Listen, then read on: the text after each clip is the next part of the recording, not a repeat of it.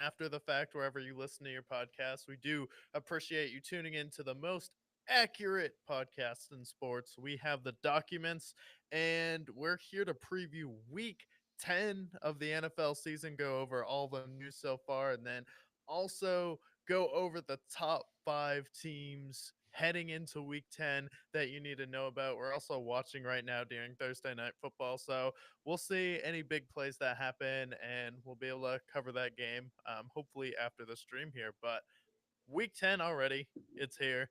This is the turning point of football right now.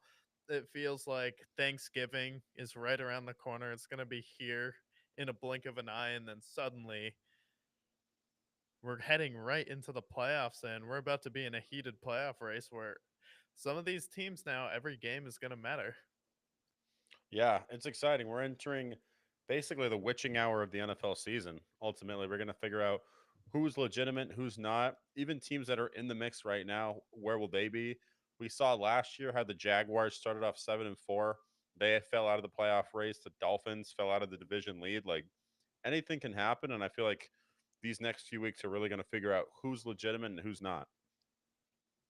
Yeah, and yeah, there's been a lot of teams coming up too that were kind of dead, like the Eagles. We'll see how that division shifts here. AFC North is going to be a crazy finish.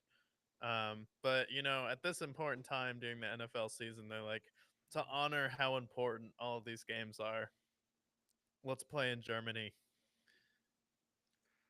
Yep, week the continuation of the worst game of the week that they just put overseas, so that unless you're a diehard football fan, you're not going to watch. This game is bright and early at 7:30 a.m. or 9:30 Eastern time, and it's the Turd Bowl of the week, which is the New York Giants taking on the Carolina Panthers in good old Munich, Germany. Spread on the game: the Giants are 6.5 point favorites. Over under of 40.5. Now, as we break down this Turd Bowl, make sure you plug your noses. Who who do you think wins this game? I mean, I don't know. The Giants and the Panthers, honestly, at this point, the Panthers offense has looked better the past few weeks than the Giants, has it not? I mean, the Chiefs Yeah. won two Super Bowls in the amount of time that it's taken Daniel Jones to throw a touchdown at MetLife Stadium. Two Super Bowls, can't even throw a touchdown at home. So you're going to go to Germany there, like, and suddenly learn how to throw touchdowns again. Your running backs have been banged up here, where Singletary's been dealing with an injury, and now Carolina, they're like figuring it out a little bit here. Their offense has looked better, and then they just beat the Saints, who are a divisional opponent. So honestly, I think the Panthers win this game, cover the spread by winning. Like the Giants with the 6 point spread is absolutely ridiculous. Like I get you have a good defense, but Daniel Jones has gotten worse every single week. Yeah. My takeaways on this game is there's this weird voodoo magic going on around the NFL. Whoever the Carolina Panthers defeat, they lose their job the next day. And if I look at the teams the last few weeks, even Bryce Young, who beginning of the season was throwing passwords backwards, he was having negative passing games. Now he's throwing the ball forwards, and that tends to work out a little bit better in his favor. They also re-signed Chuba Hubbard, which is a big thing. So they got the glue of their offense now, Chuba Hubbard, and Bryce Young is throwing forward passes again. Meanwhile, the Saints, who they just faced, lost their job. And now I'm looking at the Giants, where they could lose, I think, what's going to be like their seventh game. What are they at right now? Their record is currently 2-7, and they've lost their last 4 games. If they lose the next 5 games and they lose to the Panthers, Brian Dayball could be holding a cardboard box outside of MetLife Stadium demanding for free labor. So here's what I think happens. When he comes back from Germany, his hall pass into the New York Giants Stadium is not going to work, and he's going to be holding a "we'll do anything for $20" sign outside of it. I do think that the Panthers are going to win this game, and I think Brian Dayball gets fired after this day. What is this free labor that he's asking for? Is he asking to do labor for free outside of the I, stadium? Hey, you know what? Bald man works in mysterious ways. Yeah, I So mean they do. I just think that like between the Carolina Panthers basically firing Dennis Allen and Luke Getzey, the two wins that they have, if they go to Germany and they beat the Giants, Brian Daboll is not safe. Nobody's safe. Hell, even the GM could be fired, which is probably not a bad thing for the Giants, but Yeah, that's what's going to happen. And it's overseas. Anything happens. And overseas games, nothing matters in Germany. They're going to go there. They're going to beat the Giants, and then they're going to have some fucking doner kebab when it's done. Go back home. It's going to be good for the Panthers. yeah, no. Playing football in a soccer stadium, embarrassing. Absolutely embarrassing. Going overseas to play in a communist sports stadium. What have we become? What have we become? Hashtag not the USA. Not the Um, USA. Abu Dhabi would be cool. I would get that because it's yeah. cool. Germany, So what they're going to deal England. is like the thing is the weather that they're going to experience in Germany is it's going to be gray all day. They're going to land there on Wednesday and it's going to be gray and rainy. And then on Thursday it's going to be gray and rainy, and then Saturday, Sunday it's going to be gray and rainy, and then they're going to leave and then it's going to be sunny. So it's just going to be Don't they gray like? and rainy the whole time they're there. It'll be awesome. Doesn't Germany like party a lot more than England too? Like they party all night, Oh yeah. or is that just a Europe thing? It's a Europe thing, but Germany's like the pinnacle of that. Like Berlin, I mean, Munich's a little bit further than Germany, but Germany's like the party country. Because what else are they going to celebrate? So yeah, Panthers. They get to watch the Panthers win 16-13. That'll be great for the I'll give viewers. them. I'll give them a solid 24. I think they can do it. Okay, 24 to bullish on the 9. Panthers. 24 to Panther. 9. Let's go. All right, all right. They're Well, then we'll back. go to the 1 o'clock slate, which is a majority of the games because there's only 3 4 o'clock games, so that'll be a fun viewing experience. We'll start with New England taking on the Chicago Bears. Bears are favorited at -6 with the over under of a measly 38.5 in this game. Yeah, and I think deservedly so for how both of these teams have played, right? Over the past few games where the Bears have been a good home team but have struggled on the road so far offensively, but it seems like at least Caleb Williams is more comfortable at home. But the Patriots have been getting in a bunch of just drag you to our level shootouts, and there just been these bad mediocre games now. I think there's a difference though between doing that against a team like the Titans and then going into Chicago and playing the Bears defense. I think that's definitely a taller task. Yeah, I look at that spread 38.5. I'm still taking the under in that game. I think Caleb Williams has struggled the last few weeks, and I think that he starts to play a little bit better than especially from last week. Last week he played horribly. I think that he should have a formidable game in this game. Um, Patriots defense hasn't wowed me this year, so I do think the Bears win this game, and I think the spread is appropriate, but I don't see this being a pretty game. I see like a 15-9 sort of game where maybe you get a touchdown from Cole Komet and then a couple field goals. And then for the Patriots, we're going to see maybe a touchdown from Ramondre Stevenson and a field goal. At the end of the day, I don't see this being very high scoring because the Bears defense is legit. But yeah, this is going to just be a low scoring, tough defensive game. Yeah. Do you think the Patriots offense is just going to struggle versus the Bears defense, or both offenses will kind of be mediocre like they have been the past few weeks? I think that both offenses are going to be mediocre. I don't know what's going on with the Bears and why their offense is as bad as it's been because it's not like they don't have talent on that offense, but it's just been an absolute eyesore the last 3 weeks. And maybe it's coaching, maybe it's underperforming players, cough, cough, Caleb Williams. Maybe it's a mixture of both, but the Bears offense has been bad, and I can't bank on them like blowing out the Patriots. And the Patriots offense cannot blow anybody out. So I think this will be like, yeah, 16-9, 16-10. Both offenses struggle, but the Bears pull out. Yeah. No, it's funny. I was talking to a Lions fan, and he's just like, "Yep, nope. Caleb Williams is not the answer for the Bears." Like Lions fans have gotten like so up on their high horse now after having a few years of success. They're like, nope, he's not gonna fix the Bears. It's actually amazing how quickly fan bases can turn, because the Patriots, another team, a team that's obviously facing them, their fans were the most obnoxious, loud, annoying fans in all of football, and they're still stupid like they were then, but now they're so like, oh, we need Drake Way to work out. We need him to work because our team's so bad. Our franchise is so poverty. You guys are 6 years removed from the Super Bowl and making the playoffs every year. You guys have been bad for like 3 years, and you guys are acting like you're the fucking Giants and the Jets and all these other teams. Like, it's amazing how these fan bases turn so quick. The Lions were poverty for ever, and now they've won two playoff games, and now they're back on their high horse. Yeah, no, back on their high horse, but so they're still like semi traumatized though because they've seen them melt down in the past before. So there's still like a little bit of that. Well, let's actually wait and see. There's still a little bit of hesitancy. Yeah, I feel like the Lions fans are just like cooler Raiders fans, which is a good Yeah, thing. I mean, Lions fans are crazy, but in the best way. They deserve this. It's their moment. But like they also, I feel like they have a little bit of crazy in them, just kind of like how Raiders fans are crazy too. So I don't know, but it's their time. Allow them to be happy while they can be, yeah, because we don't know how great the Lions will be. They should be great for a while, but we always think it's going to be longer than we think.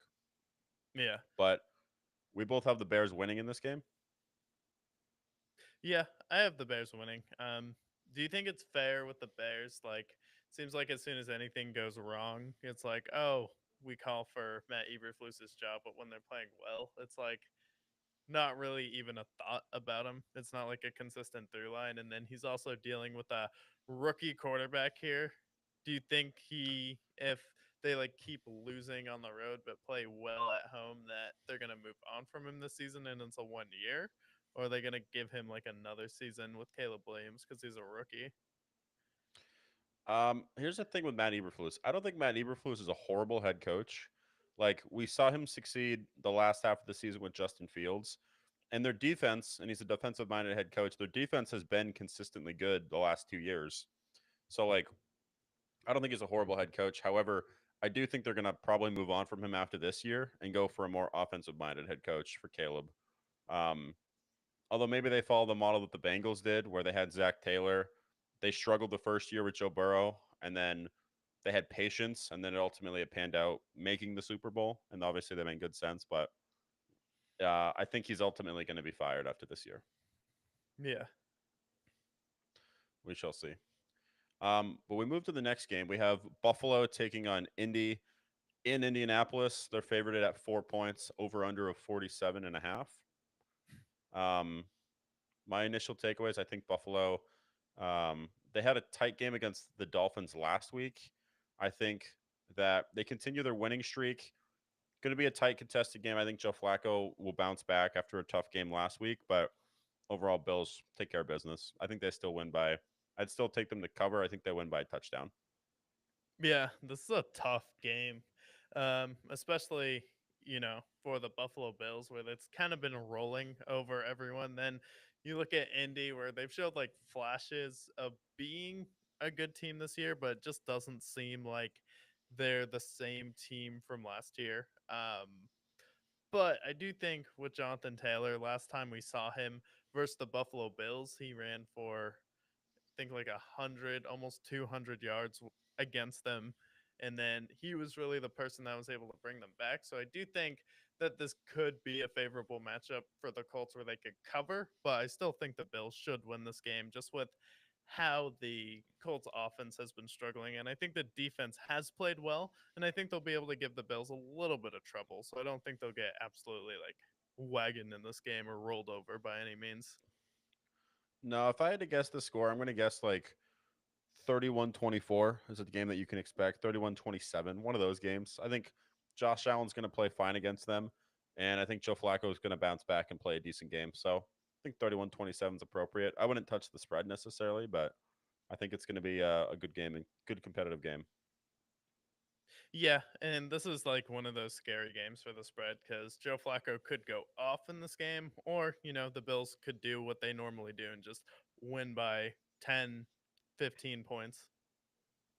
Yeah, we shall see. Here's a game that I think will be over pretty quickly. We have Broncos taking on the undefeated Chiefs. Chiefs are at home at Arrowhead, and they're favored at 7.5 with the over under of 41.5. At this point, like I genuinely think the Chiefs could actually go undefeated at this point. No matter how like Patrick Mahomes, I think, especially in November and December, all the people who are saying that he's playing like shit this year is going to be erased because he's played well the last 3 weeks. Was 12 for 12 on third down against the Bucks last week. I think they continue their momentum. Mahomes continues to play better, plays clean football, and the Broncos, I think, as they played well in the first half, I think they go back down to earth, and I think the Chiefs take care of business handily. They cover the spread. They win handily. Yeah, no, they should definitely cover the spread. Aren't they like undefeated? Don't they have like an undefeated season worth of games versus the Broncos since Patrick Mahomes Yeah. has taken over? Like, it's just a team that they own here, especially in a matchup of like Sean Payton versus Andy Reid. It's one of those coaching matchups that gets you excited here, gets Andy Reid excited. But yeah, Bo Nix versus this Chiefs defense isn't going to be enough. And now that DeAndre Hopkins is there, they just have a guy that Patrick Mahomes can rely on, can trust. And I think DeAndre Hopkins still has some left in the tank. I mean, he was with some pretty bad quarterback play in Tennessee. However, if he's going to do like 68 yards and a touchdown, maybe get a game for 100 yards once in a while, but he's consistently getting you like 5 catches for 50 to 70, between 50 to 75 yards. That's all this team needs to really elevate the offense and get a boost here. And then Travis Kelsey is going to ramp it up. He's clearly saving himself. And for all of the people saying that, oh my God, Patrick Mahomes is playing like shit this year, okay, if you had to put your team up against Patrick Mahomes in the playoffs today, do you feel confident that you're going to come out and win? Because no Fuck one no. should. There are some fan bases that like maybe your team is good enough this year and you can beat Patrick Mahomes, but what does that mean that he's playing bad this year? Like it doesn't matter. What matters is, do you really want to face the Kansas City Chiefs and Mahomes with one possession, 45 seconds left, one timeout to come down the field and get a field goal and beat your team in a playoff game because his defense is going to play well enough? He has a good enough run game here. He has Kelsey who can make a play, D Hop now who can make a play, Andy Reid coaching the offense. Like, do you really want to face the Kansas City Chiefs? And your answer is probably going to be no. So it's like, it's a pointless discussion at this point. Like, oh, Patrick Mahomes has fallen. Like, no, he hasn't fallen off. He's just bored. He's bored, and also the last 2 weeks, like I know it's the Raiders that they also face, but 5 touchdowns, 1 pick, 70+% completion rating. Like I think he's dialing it back up. Really, like ever since the Niners game, I think he's ramped it up to another level, and he's going to continue doing that. I think Denver has a good defense, but they also have to contend against Travis Kelsey, who had 14 catches last week. You have D Hop, who's getting acclimated. Xavier Worthy has been fine for them throughout the season, although a little inconsistent. I think they'll be fine at the end of the day. They'll take care of business. It's also like the Broncos have gotten rolled at points this season. There's Yeah. been some games they look pretty good against mediocre competition, but when they play a real team, they get absolutely wagoned, and it's not even close. Yeah. It's not even close at all. And I think like just similar to the Ravens game last week, it's the same thing. Same type of team. They can't stop the Chiefs. Yeah. So we'll move to the next game then. We have an NFC South matchup against the Falcons taking on the losers of their last 7 New Orleans Saints. Worst top 5 if you watched Tuesday's episode. Falcons are only favored at -4 though, which is crazy to me. They're only 4-point favorites, 46.5 point over under in this game. They just fired Dennis Allen. Do you think like this is a situation where they fire their head coach, they come out swinging the week after, or the Saints they lost Bub Memes and their teams run together by Pop Warner teams? Do they have any chance of beating the Falcons? No, definitely not. I mean, Derek Carr, he tries so hard, but in the end, it doesn't even matter. But yeah, it seems like anytime the Saints are down, it's just Derek Carr heaving the ball down the field as far as possible, and I'm just like, what am I watching right now? Rashid Shaheed isn't there to do it too. And then Derek Carr is like, yeah, it's second and 11. So what I'm going to do is heave the ball down the field. First and 5, audible, heave the ball down the field. Third down, just chuck it. Heave And the ball. you're just watching him sail the ball over his receiver's head. And, you played well in weeks 1 and 2, which is basically the NFL preseason unofficially. And now you're going up against the Falcons team who's kind of ramping it up a little bit. I mean, they kind of dominated the Cowboys.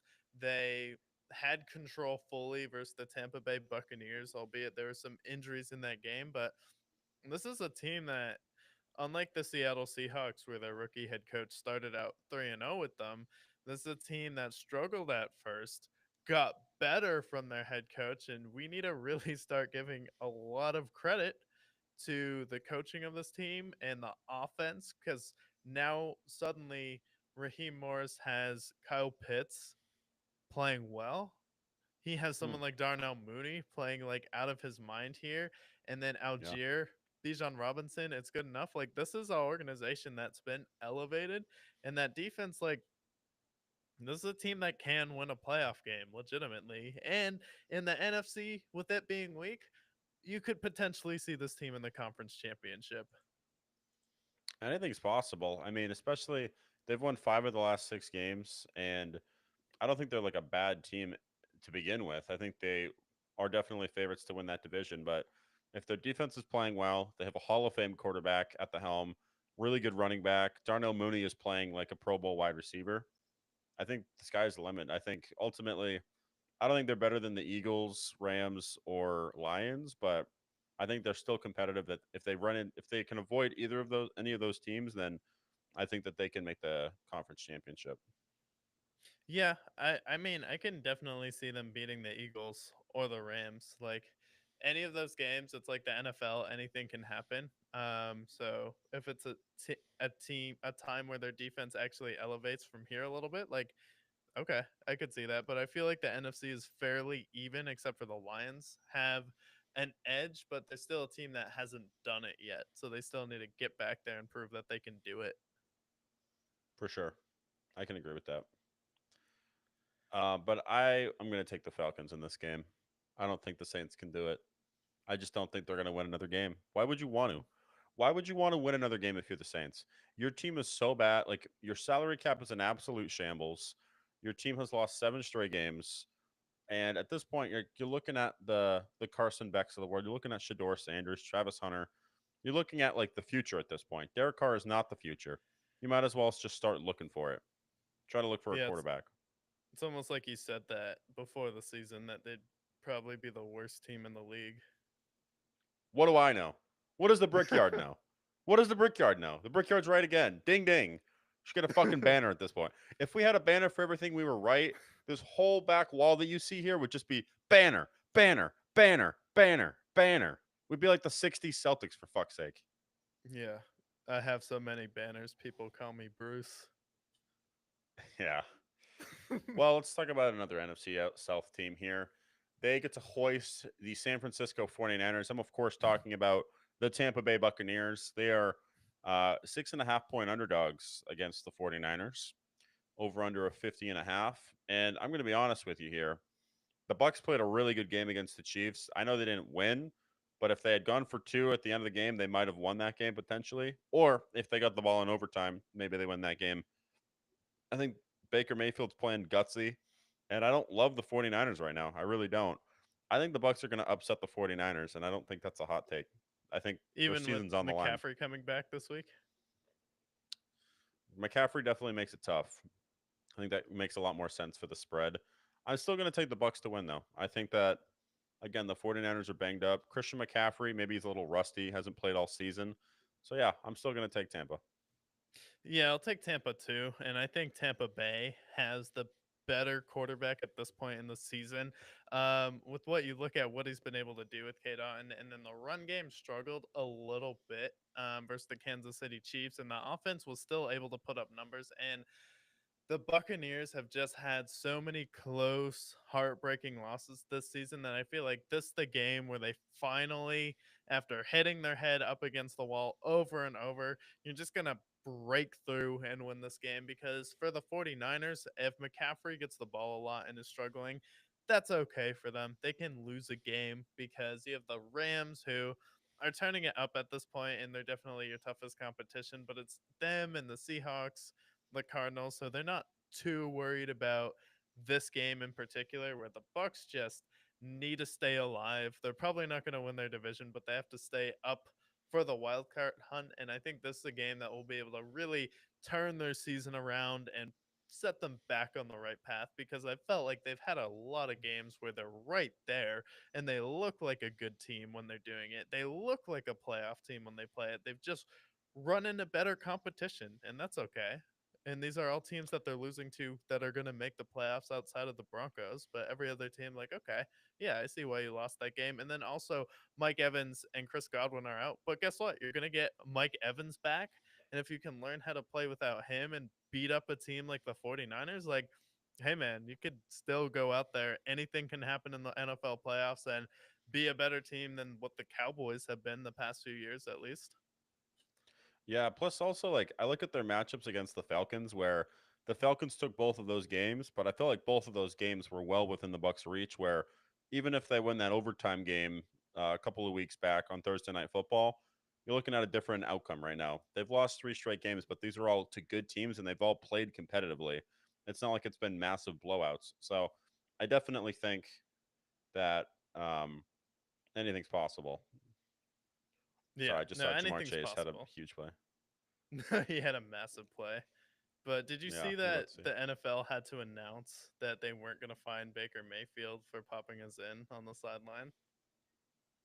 They announced that? Yeah, Why? I swear. What was he I going to swear get it's going to suspended? be like, Why would they suspend? Why would they even fine him for it? Who cares? yeah, they were going to fine him for it. I guess it might be a rule, but Josh Allen literally has said he does it during the game. Like, for one of these quarterbacks, the NFL is going to have a deflate gate against someone for doing Zin on the sideline.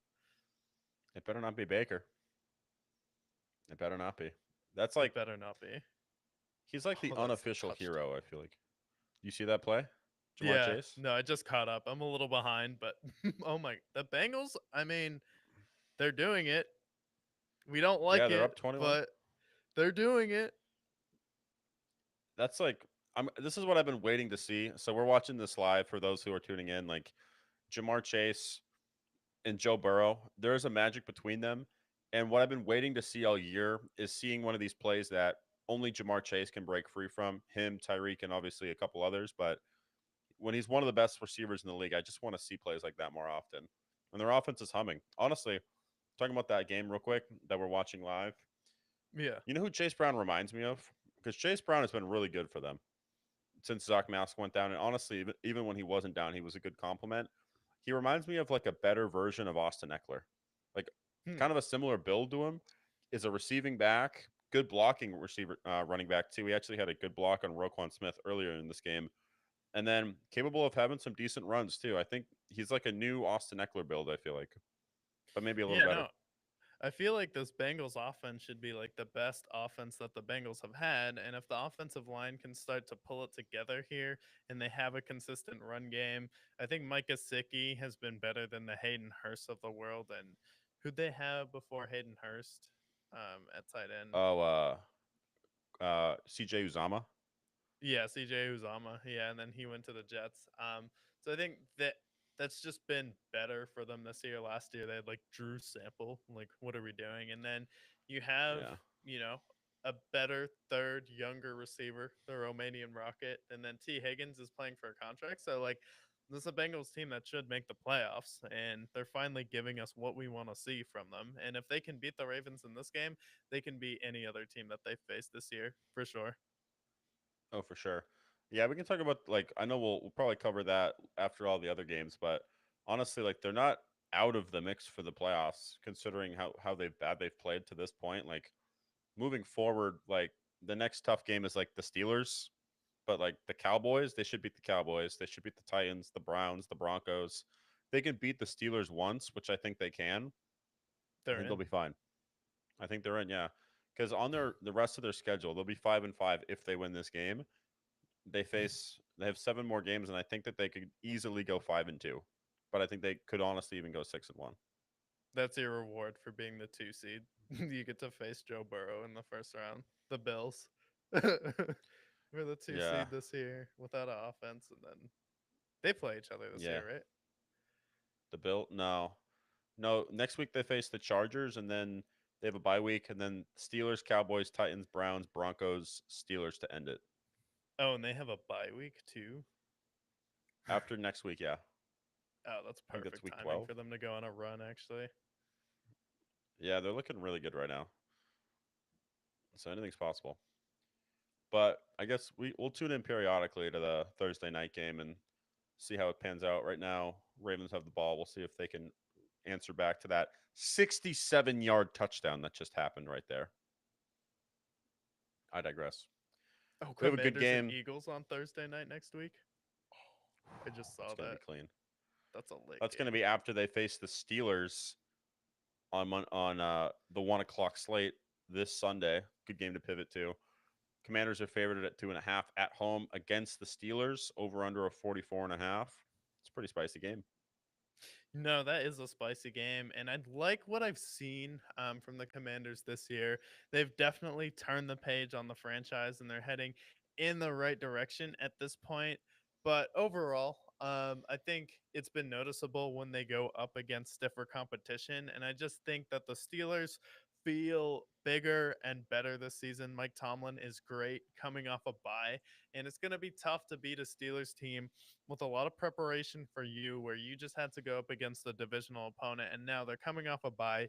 TJ Watt is rested. I mean, is there a scarier phrase to say in the NFL than TJ Watt and Alex Highsmith are rested? Like, that's not going to be a good situation here for the Washington Commanders. And I think it'll be a close game, similar to like Steelers and Giants. But overall, I think the Steelers defense is going to give Jaden Daniels a lot of problem. But it'll be a good test for him as a rookie. But I think this should be a fun game. But I think the Steelers just control it throughout. Yeah, this will be a good game. I really like what Cliff Kingsbury's done with that offense, and there's a lot of great talent there. But ultimately, like when you have the two-headed monster of Alec Highsmith and TJ Watt, plus also you have other great linebackers, Patrick Queen as well. Like I think the Commanders, when they faced the Ravens dominated, and I think the Steelers defense is playing better than the Ravens. So I think the Steelers, plus also I like what the Steelers have done with their offense too. I think Russell Wilson's turning a new leaf. So I'm going to take the Steelers to win this game. I think it'll be competitive. I think 23-20 is a good score, but the Steelers do prevail. And I think looking ahead is a real thing for some teams, like that Falcons and Seahawks game. Like the Falcons were looking ahead to Tampa Bay because that was the game that mattered to them more. What do you think matters to the Commanders more? Like the Steelers on Sunday when the Steelers are coming off a bye, um, or going up against Philadelphia on Thursday? Do you think you're going to be thinking about that because that's the first real test to see if you're a legitimate team? Because if you fail that one, like, hey man, this is a team that when you sucked the past few years, you gave them trouble, and now if you're good, the Eagles like show up and go out there and kick your ass. Like that's going to be a huge problem for the Commanders and could be like a learning moment for them. But I feel like that's a game where you may catch the Commanders looking ahead to the next game. I think that's a real thing, honestly. I mean, especially with that short week, I feel like prepping for the Eagles a little bit ahead of time too. Steelers, I think obviously they're a little bit hungrier, especially with getting some ground on the Bengals and Ravens. I think it's definitely possible. Plus, also the Steelers are just a good team in general. They're well prepared, so not a bad logic there. I'm going to take the Steelers to win that one for sure.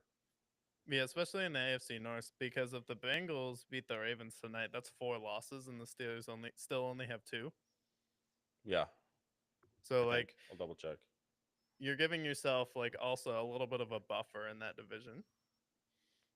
Yeah, and they do only have 2 losses, so they could very easily. I think they'll lose maybe 2 more games throughout the season, but Steelers are also looking forward to the Ravens next week, so maybe they look in there. But they also face the Ravens again later in the season, so maybe less severe.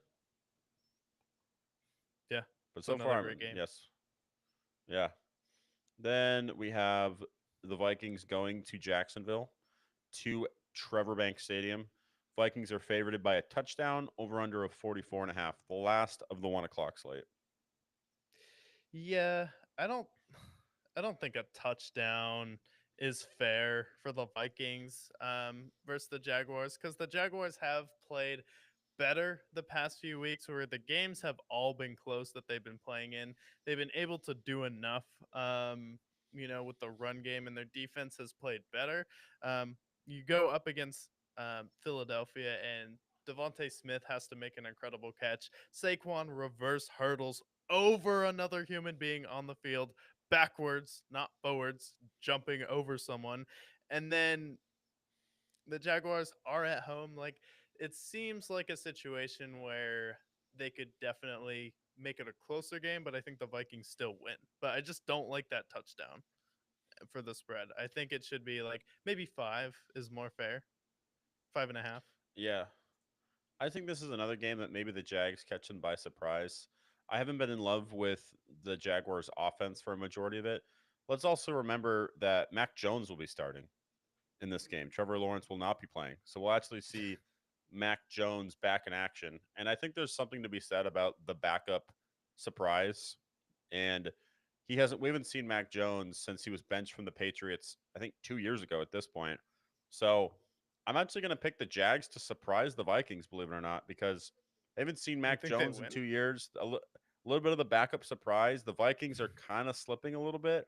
I'm actually going to rock with the Jaguars. I think the Jaguars are going to win. It's going to be very close, but I think we're going to see some magic from Mac Jones, believe it or not. Can't believe I'm saying this. Magic Mac.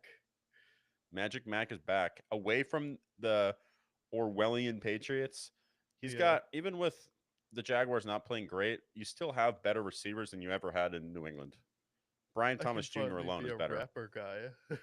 I can finally be a Yeah. rapper, guys, now that I'm out of New England. Yeah, I mean, I still don't think the Jaguars have enough to beat the Vikings, and I think the Vikings have just been a better team, and they've beaten the teams this season that they should be, and frankly, their losses are against teams that they should lose to. Sam Darnold's been turning the ball over a little bit. Could I see him reeling that in? Yeah, because TJ Hawkinson's going to be an extra week in the fold, so he'll start to become a factor as the season goes on, and that'll be their secret weapon that'll help make their offense a little bit better. But yeah, I just think defensively, they still held the Colts, who are can still score at some points, to 13 points on Sunday Night Football. Sam Darnold didn't melt down on Sunday Night Football, which I think is a miracle here. So still have to go with the Vikings in this one, but I think it'll still be close because both quarterbacks will turn it over. For sure.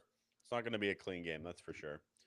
So I'll take the Jags for the surprise, but anything's possible. Now we go to the 4 o'clock slate, and you'll notice that there's only 3 games in the 4 o'clock slate because we just have to have a game in fucking Munich, apparently. We'll start with really great game to watch. Can't wait for this one. How about the Tennessee Titans at the LA Chargers? If you're lucky enough to live in the great city of Inglewood, California, you see tickets as cheap as $12. Chargers are favored at 7.5 with the over under one of the lowest of the week at 38.5 in this game with 38 and a Mason half. Rudolph. Yeah. I think they can cover that. I mean, the Chargers dropped 27 points last week, played well. I think the Chargers can put up enough points where they can cover the spread, and then the Titans will get some junk yards there. But I think this will be another one of those ugly games where it's just not exciting to watch. Like, the Chargers will kind of have control throughout it. Titans will make it look close in the fourth quarter, but they never had a chance to begin with. It's just going to be one of those slow molasses games, kind of just dripping down the wall, and you're like, okay, yeah, I can see that's happening. I think what's going to happen is the Chargers are going to go up 17-0, and then the Titans are going to score 17-7. Titans are going to score again. Oh shit, 17-14, and then they score again. And it's 21-14. The Chargers pull out. I think Chargers just have a way of just pulling, like getting ahead and then just not closing the deal. I think ultimately I'm thinking like 24-17 is an appropriate game for the Chargers. Still very good defensively. Titans not very good offensively, so relatively low scoring, but 24-17. Yeah, that's a good score. Then we have another game that'll be fun to watch. We got Jets at Arizona Cardinals. Jets are favored at -2 since they've been rejuvenated after beating the Texans. The Jets are looking to go to 4-6 and make some noise and run the table, according to Mr. Aaron Rodgers. Jets favored at 2 in Arizona. Thoughts on this game here? Did he actually say they're gonna run the table again? He's talked about it. He thinks that the Jets are capable. I'm like, okay, well, I'm not so sure about that, but I mean, against the Cardinals, I don't believe in the Cardinals. We know that. Their offense has the talent, but doesn't usually deliver. I can see the Jets. I think the Jets are going to win this game, but it's not going to be a sexy game. I can see it just like the Texans game. Like the Jets won, but I didn't like instill faith in the Jets after that game. And I feel like it's going to be no different against the Cardinals. Cardinals are just super inconsistent. If they won last week, I don't see them winning in back-to-back weeks. I'll take the Jets. They're a little bit more desperate in this. At least the Cardinals can see like Seahawks are falling off. The 49ers are going to lose this week. And then in the Rams, maybe they don't pull it out either. I think the Jets are going to win this one. Yeah. This game's so toxic when you think about it. Like the Cardinals have won in back-to-back weeks, look terrible. The Jets, like they've had their moments where they should be there. Maybe if they kept Robert Sala, they would be in a position to actually go on a run and make the playoffs here, and they can. It's definitely a long shot though, but yeah, I have to go with the Cardinals in this game still because at the end of the day, it's still the Jets, and the Cardinals' offense has actually come together a little bit the past few weeks where you've went out there, won a close one possession game versus the Miami Dolphins, and then somehow the Bears show up and it started raining in Arizona. If that's not a sign that something is changing with the Arizona Cardinals, that it's raining in the desert, I don't know what else is. But at this point, the Cardinals have played better and they deserve my pick in this game. The Jets, they just haven't done anything where I can be like, okay, yeah, you can go out there and beat the Cardinals at this point. Like, no, the Cardinals have actually at least pulled it together a little bit. They're leading their division at this point, which is absolutely crazy. No one thought that they would be here, even though it's, due to some injuries to the Rams and 49ers. But hey, you're still leading your division.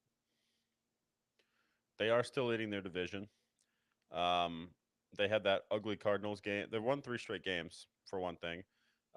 They beat all of these teams. They beat the Chargers 17-15 in that ugly Monday night duel game. The Dolphins game 28-27, and then the Bears, they took care of business against the Bears. So they are winning, but I don't know. I'd like to see the Jets win this game so that there's some hope in New York and then it comes crashing down. I don't have good intentions with the Jets. Just know that when I pick them, it's maliciously. It's for me to watch them fail. So just know that my intentions are not good when I pick You're them. just And for hedging your Jets fans bets. out there, I'm hedging my bets because I see the Jets winning and going to like 6-6 and then losing out. That's what I think is going to happen. And it'll be funny to watch That that. I like to see them that crash would and be burn. hilarious. I feel like Aaron Rodgers, if he retired now, no one would remember that he was on the Jets. No, especially if he retires mid-season. You imagine if after this game he's like, "I'm out." That'd be good. No, literally, like Aaron Rodgers going to the Jets. We were talking about this earlier, and I feel like it's relevant. It's literally like when Kevin Durant went to Brooklyn. It was like, huh? Uh, You're with a consistent organization that's won championships with, and they won a championship without you. And you could probably have 7 rings if you stayed there because you'd still be competing for a title this season. And then the Packers, like, they still have good teams, or if Aaron Rodgers was on the the Green Bay Packers, they would be one of the favorites for the Super Bowl this year. But you left because you didn't want to compete with the Lions. And then you go to the Jets, who are a complete non factor. And somehow they're lamer than the Giants, which is inexplicable at this point. It's just been a laundry list of disappointment for them this entire year. They've only really they beat the Texans, and then it's been the Titans and Patriots. So it's like the list, and Yeah. that's also the keep in mind the Texans without Nico Collins and Stephon Diggs. This game, the Cardinals, I just think the Cardinals, even though they've won the last couple of weeks, I still think that they're an inconsistent team. The Chargers game didn't give me that much optimism, and then the Dolphins game, Tua just came back. I don't know. Maybe I'm not giving enough faith in the Cardinals, but I think I don't know. I think the Jets pull it out Yeah, they should. overall. And then we have Eagles at Dallas. Eagles are favored by a touchdown. We get to see the premiere of Cooper Rush or maybe Trey Lance. We don't know. We might see Trey Lance emerge from the shadows potentially. Either way, we either get the Auburn Rocket or we get Mr. Trey Lance himself against the Eagles, who just had Saquon Barkley hurdle backwards in this game. So anything Yeah. is possible. Oh my God. That was insane. I'm going to pick the Eagles in this game for obvious reasons. For one, no Dak Prescott. The Cowboys are a complete mess, and the Eagles are a much better team. Saquon, I don't know if it's a backwards hurdle this game. Maybe he does I don't know. Maybe he does the opposite of a stiff arm. I don't know exactly. He's going to find a new move against the Cowboys, and the Cowboys are going to continue to flounder because they are, according to the Brickyard, one of the worst top 5 teams. So I'm taking the Eagles in an obvious form, and they cover the spread. Yeah, no, Cowboys fans are in rough shape at this point. Went to get like my morning coffee, and there's like a gentleman I work with who is one of the like seniors, and I'm like, "Hey, how was the trade for Bub Memes?" He's like, "I'm getting sick of the Cowboys, man. They trade a fourth round pick for Bub Memes when everyone else is throwing out fifth round picks and they're getting DeAndre Hopkins here. And now we trade a fourth round pick for Trey Lance too. And he's not going to play. We're not even going to see what we traded for. He's just going to disappear because now we're starting Cooper Rush. And their fans are like in total disarray at this point. You have no offense. People are like, oh, Cooper Rush is 5-1. Yeah, Cooper Rush was 5-1 when they still had a running game, they still had a number 2 wide receiver, and their defense wasn't a laughing stock like it is today. Like Dan Quinn was the real head coach. He was the best coach on that team, and now you replaced him with Mike Zimmer, who was outdated when the Vikings fired him, and you're like, you know that guy? Mike McCarthy was outdated. Let's hire him. Are we now just hiring all of the old coaches from the NFC North now on your staff? Like you had Mike McCarthy, who the NFL passed him by, Mike Zimmer, the NFL's passing him by, and now the Eagles come into this game where their offense does look legitimate at this point. And since they're an actual football team that I can say, like, okay, Jalen Hurts still struggling a little bit, but he's been rushing for touchdowns and playing better now that Devontae Smith and AJ Brown are back. Like, okay, Saquon Barkley has been a monster this season. Like, there's nothing I can point to the Cowboys except for CeeDee Lamb. But guess what? If CeeDee Lamb goes for 204 yards and 2 touchdowns, you still only have 14 points. Like, where's the Yeah. other 14 to 21 points coming from if you get in a shootout? Like, you just can't get in a shootout. You have to win these obscure 17 20 games and hope the offense that you face is struggling then. Well, one thing you're not accounting for is Jonathan Mingo. Where in the world was Oh, Jonathan Mingo? How will he play into the Mingo. game plan for the Eagles? Will they be able to contain Jonathan Mingo? These are all questions that nobody's asking. And the answer is because nobody cares. The Cowboy, if they can contain CeeDee Lamb even to 150 yards, that's going to be ultimately 200 yards of offense for the Cowboys as a whole. Rico Doyle will go 10 for 20, and maybe we'll get a catch for Jake Ferguson for 10 yards, and that's the rest of the offense. It's CD Lamb or bust, and if they can contain CD Lamb out of the end zone, they're not going to score many points. Ultimately, Yeah, I don't even think Jonathan Mingo can contain himself because he has no footwork. no, he can't do any. Yeah, Jonathan, fourth round pick though, fourth round pick for Jonathan Mingo. The Panthers finessed you. Yeah, It's what a crazy. mess. Was Jonathan Mingo like a second or first round pick? It's a second round pick. He was taken 10 picks before Rashid Rice. Oh God, I wonder who's idiots. better. Panthers are going to Panther, and Cowboys are going to Cowboy. What it comes down to. But let's talk about a great game, a game that could be very fun to watch. This is actually, it's only about 3 hours from you, actually. Detroit Lions, Houston Texans, Sunday Night Football. Lions are favored at 3.5, over under of 48.5. Yeah, this game is tough, especially because we're probably going to see the Bills go out there and beat Indy. The Texans have already, as sad as it is to say, done enough to win their division at this point, where the Lions are coming in as the wagon in the NFL. They're clearly the best team in football right now, outside of the Kansas City Chiefs, but they've just been absolutely going out there and dismantling their opponent. I mean, without Hayden Hutchinson, like it'll be easier on the Houston Texans line, but you still have Aleem McNeil there. The Lions secondary is now playing out of their mind where Nico Collins is banged up, and I believe he's being activated off of IR this week. And then you have Stephon Diggs, who's out for the year. Your offense just hasn't looked that good. You've been kind of mediocre in every game, and you're coming off a tough loss on Thursday Night Football to the New York Jets. Like, I just think this is a team that the Lions go out there and wagon. Yeah, I think at this point, we're talking about two different teams, right? One team has lost two of their best wide receivers, just lost to one of the most disappointing teams of the year. And then on the other side, we have the Lions, who have been an absolute wagon. If there wasn't an undefeated team in the league right now, I think you would say the Lions are the best team in football. In fact, you could probably say that they're the best team in football right now, anyways, with how good they've been on all facets of the game. So I think, yeah, I mean, they're 3.5 point favorites, but I'm absolutely taking them to cover. I think that they cover the spread and they win by at least 10 points. I just think the Lions are they're just operating at a different speed right now. And the Texans, they seem like they're going to be on the decline until Nico Collins gets back. I believe he comes back next week, so I'll take the Lions to cover pretty easily.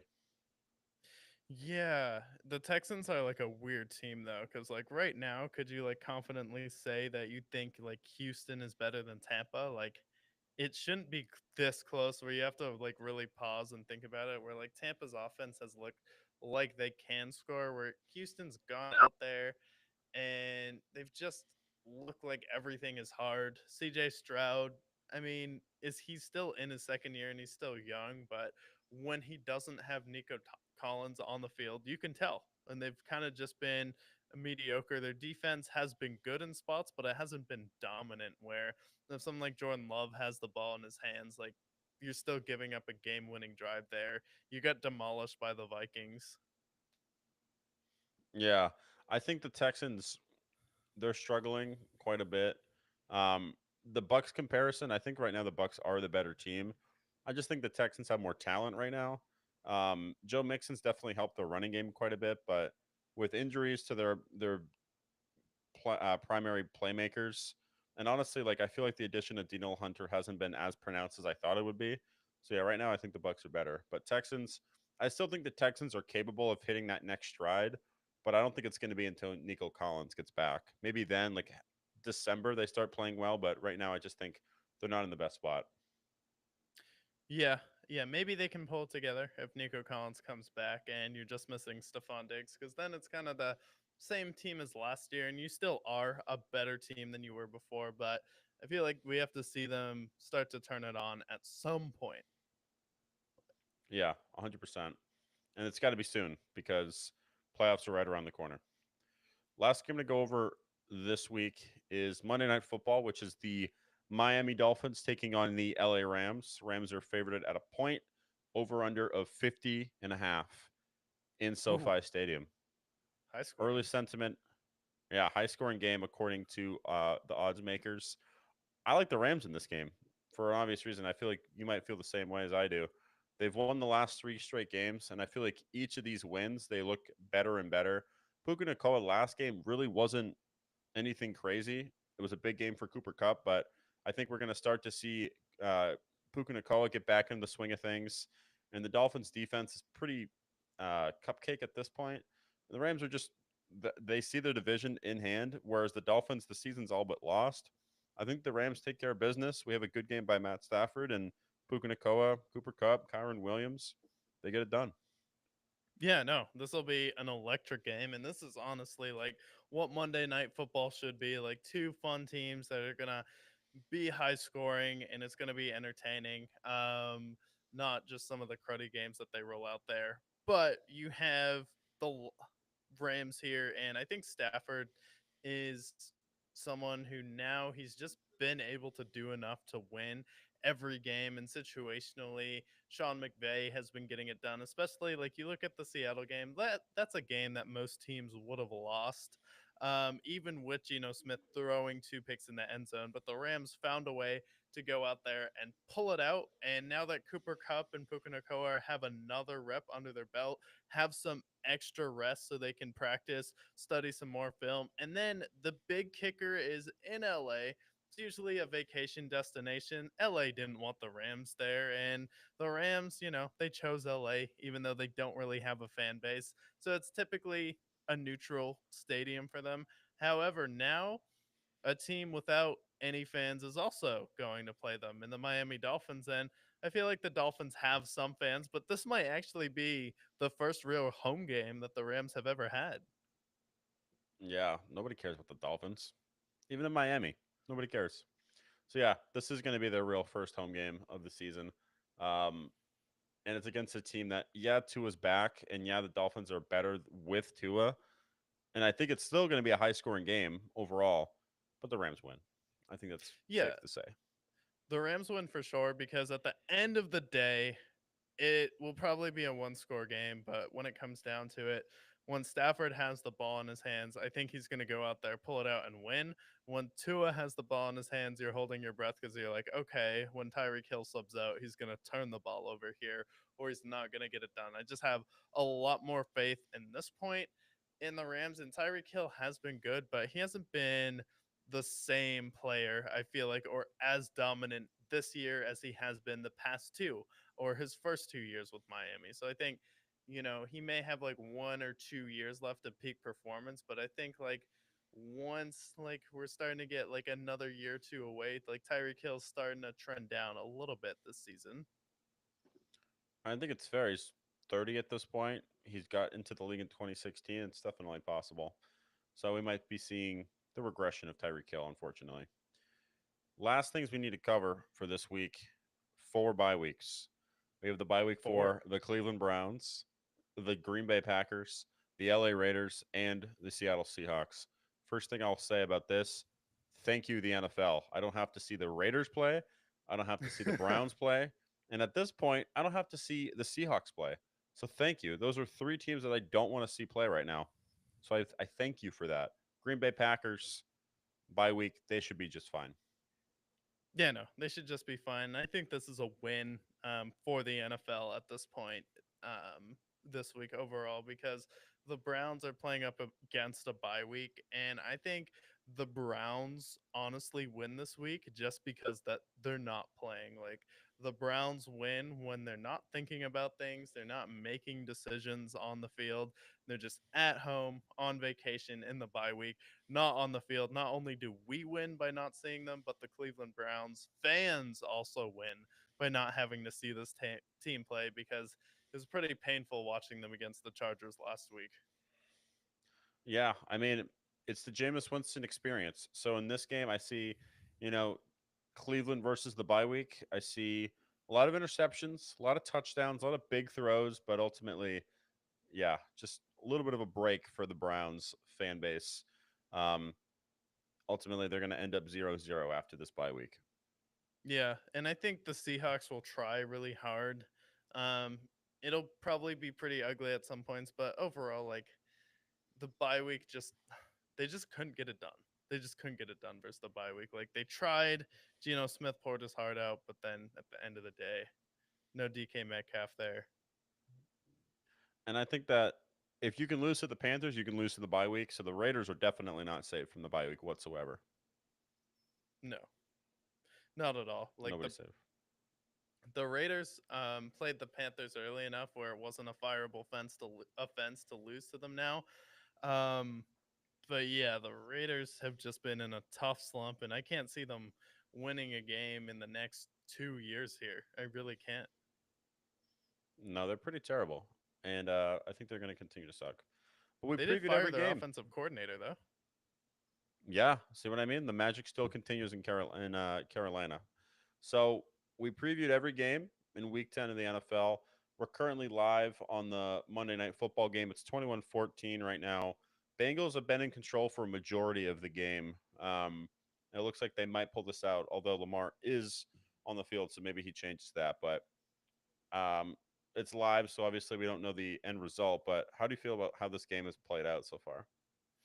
Yeah, it's kind of playing out similar to last time where the Bengals have had control and it looks like it might slip away in this game. So we need to see that iconic drive from Joe Burrow to really ice it in this one. So if they pull this out, like this will be good. Like I don't want to see them necessarily just blow out the Ravens. I want to see like Lamar give you his best shot and then you were just better than the Ravens and that's why you won because then I'll believe you're a legitimate team and contender this season.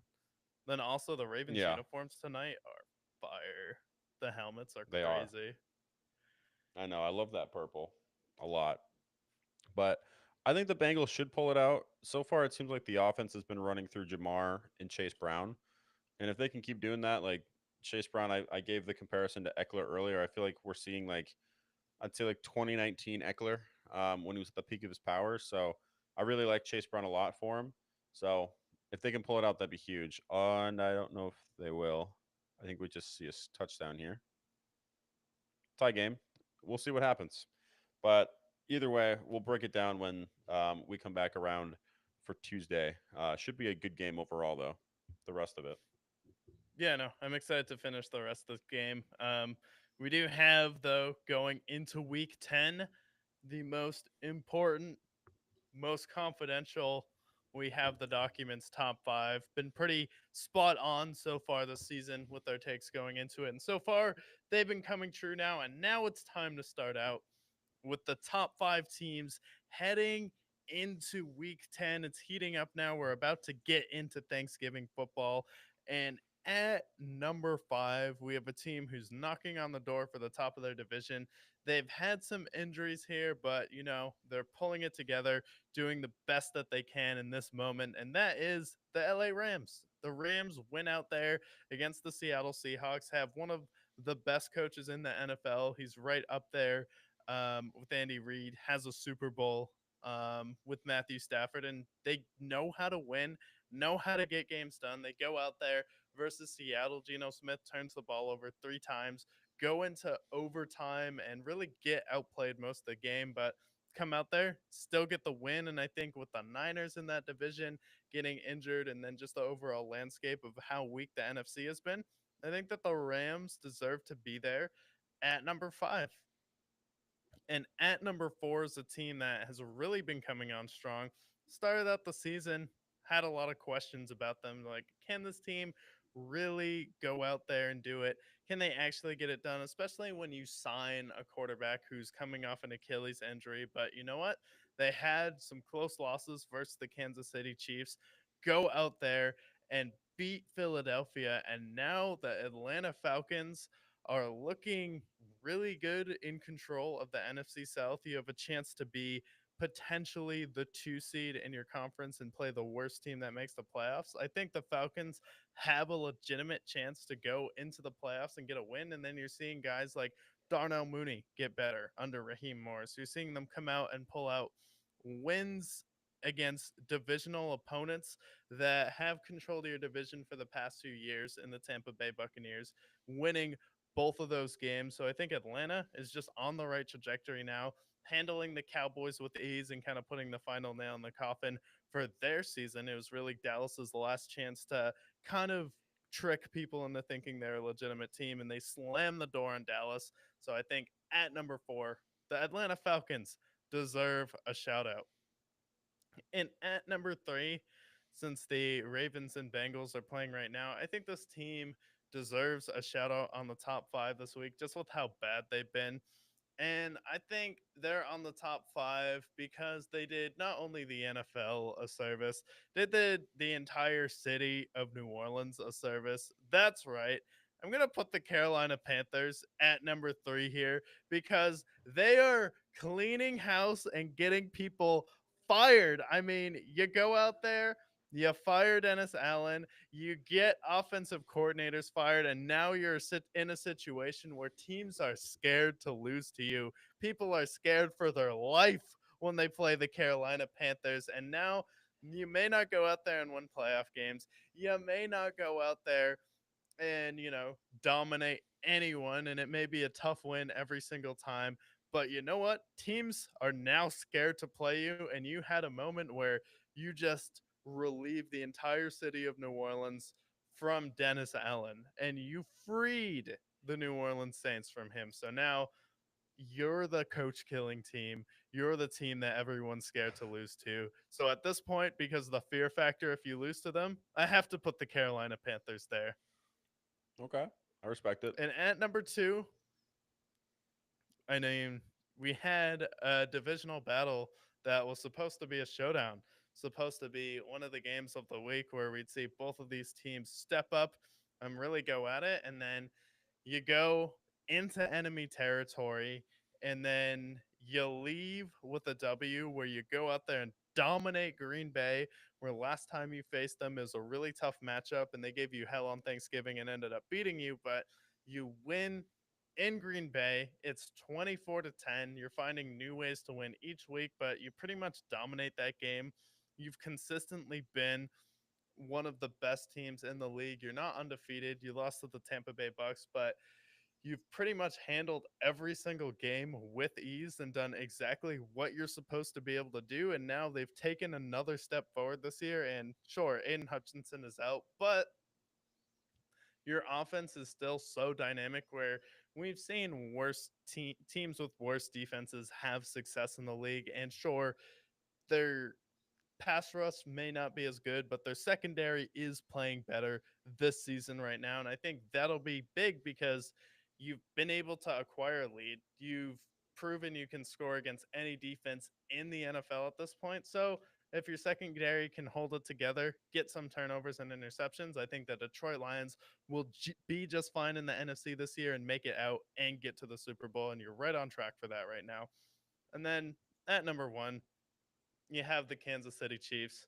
You have the Chiefs have finally been exciting to talk about because I've been one of the biggest advocates for DeAndre Hopkins the past few years. And I think what he did in Houston was one of the most impressive feats by a wide receiver where it really didn't matter who his quarterback was, whether it was Brock Osweiler, whether it was Matt Schaub. He didn't complain about getting targets. He just absorbed catches, absorbed yards, and was one of the best receivers in the league year in and year out in Houston.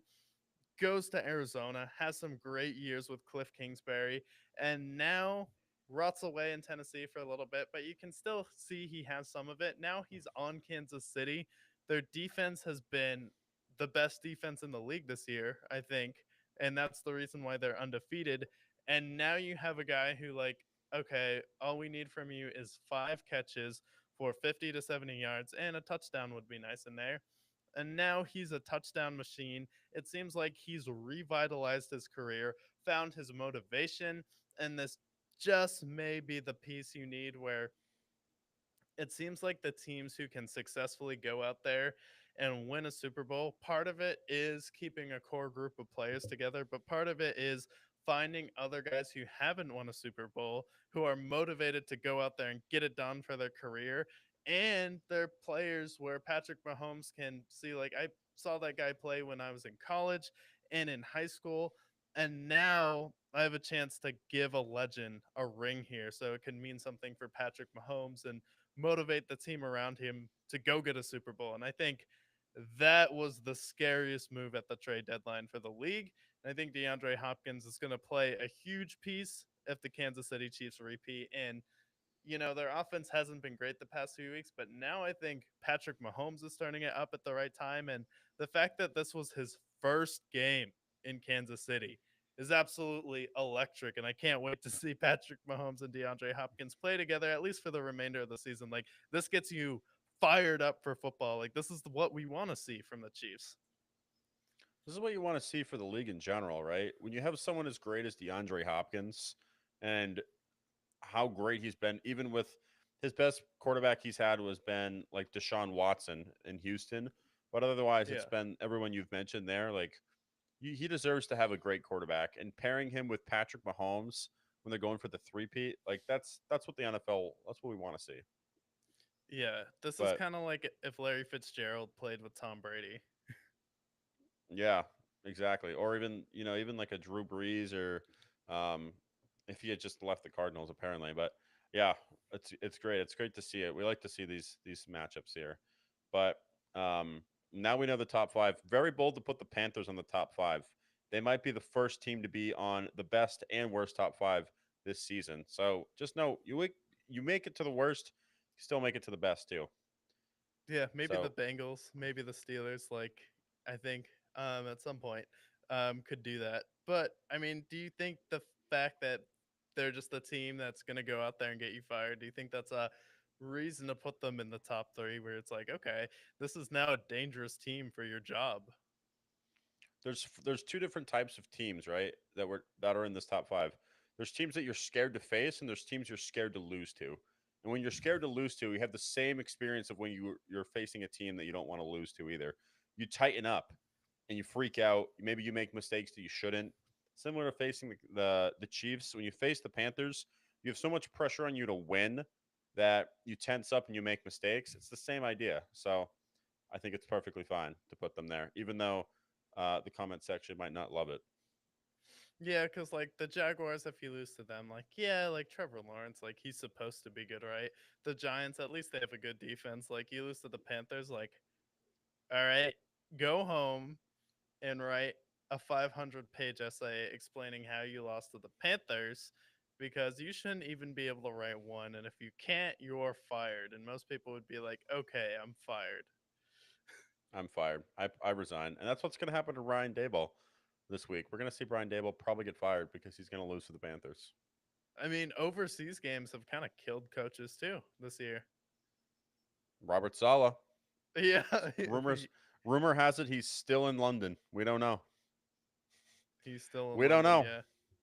And Yeah, I I heard he's think also still bald. yeah, I think the Packers picked up Robert Sala in like a floating They role. did.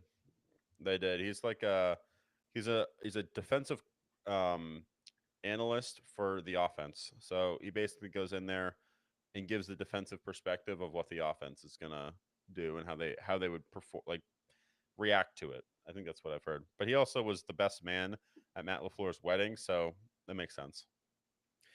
Did they coach together in San Francisco at all? Or I think so. They might have. I think he's been on the coaching tree before. I think Robert Sala came from San Fran, and before he might have been with Matt LaFleur. the They Washington know each staff other. that like Was stacked. is the entire The only NFL person now? the only person who hasn't got a job is Bobby Slowick, for now. For now, but it was like the Panthers out there offering him jobs, and then like even Ben Johnson said he's going to be selective Yeah. about his head coaching opportunity, which I like. Like, you should be tactical. Like, you shouldn't go out there, and I feel like the head coaches who fail right away, like, just take any job that they're offered instead of making sure it's the right fit for him. So I'm excited for him to like have the cachet for him to coach a contender. At this point, it's going to be better for him to just wait until he finds his right opportunity, because the Lions are the best offense in football.